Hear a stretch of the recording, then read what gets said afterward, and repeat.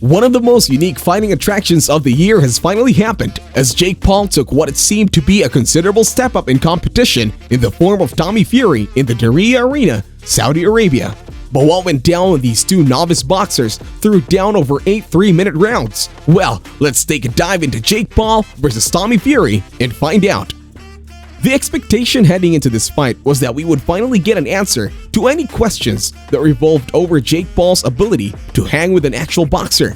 Tommy Fury wasn't built as a world beater, but his 8-0 record at least put him at a similar level to Jake's own professional run. As a lifelong boxer and the latest member of the Fury family dynasty to turn pro, Tommy's own stock had been helped more by a stint on the hit show Love Island than his accomplishments in the ring.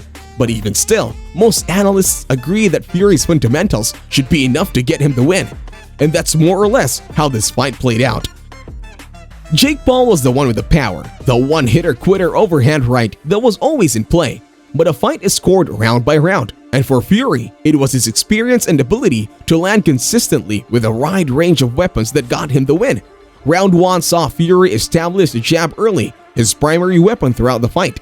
If you're Tommy, keep jabbing, don't stop jabbing.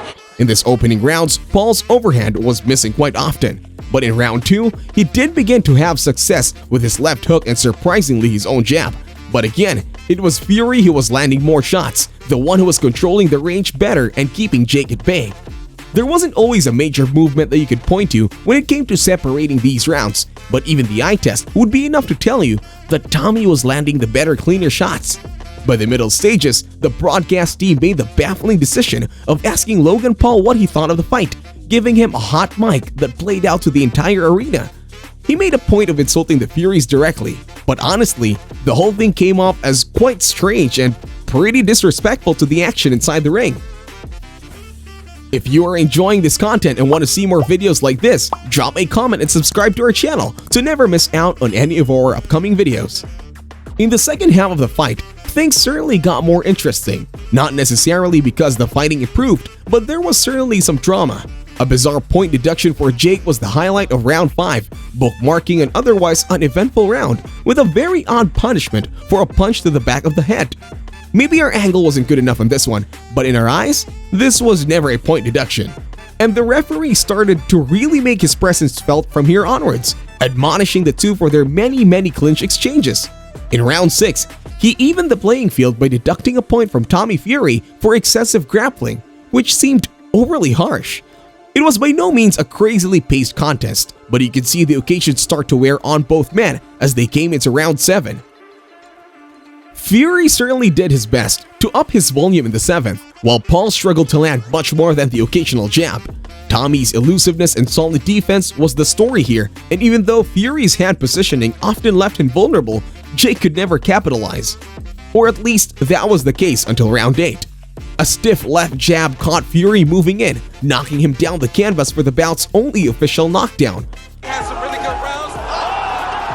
Some big exchanges brought little damage. Though the replays would show that it was mainly a balance issue, the punch was a legitimately powerful one, and the knockdown was deserved. A showdown that brought massive entertainment, but even still, the spectacle itself proved to be solidly entertaining. When all was said and done, most live analysts agree that the more seasoned boxer, Fury, had done enough to take home the win. Outpointing Jake despite the YouTuber having landed what seemed to be the biggest punch of the fight.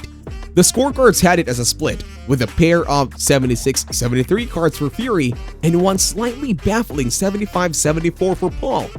But in the end, there was no major controversy or sense of corruption from the result. The correct fighter managed to get the win, moving his professional record to an unbeaten 9-0. Jake Paul, on the other hand, slips to a 6-1 after his first loss as a pro. In his post-interview, Jake gave kudos to Fury for his performance and didn't seem to have too many disputes about the fight's results. However, directly after saying that he would not be drawn into making excuses, he proceeded to reveal that he had been battling with sickness during the camp. I don't know, Jake, that kind of sounds like an excuse. But either way, the main takeaway that most people had coming out of this fight was that there is still more than enough competitive intrigue within this fight's fanbase to warrant making a rematch. On the surface, it was clear that Tommy Fury's fundamentals would make him a solid pick for Fight 1, but now that we know about Jake's ability to hurt him and even drop him, Is it fair to say that he could do better with the right adjustments? Well, that seemed to be the vibe that came out of Paul himself and his camp. Throughout the fight, it was pretty clear that neither of these guys are anywhere close to world-class level right now. But for Fury, at just 23 years old in particular, time is certainly on his side. We may see this one run back before too long, but for now, I guess it was nice to see Jake Paul in there with a fighter who wasn't an aging MMA veteran. Fury's chin proved to be enough to handle Jake's power, but it was clear that the American had the ability to sway exchanges if he landed clean. Anyway, it is very much of a case of back to the drawing board for Jake Paul as he tries to continue his development and fill in some of the obvious gaps in his skill set. Tommy Fury was certainly the biggest winner on Fight Night, and now he will be the perfect position to bring in yet another major payday. Not bad for a fighter who has yet to make 10 ring walks. But what did you think of this blockbuster fight between these two pop culture superstars? And do you need to see another 8 rounds of action to get a clearer picture of who the better fighter is? And if so, who do you predict would win with the right adjustments?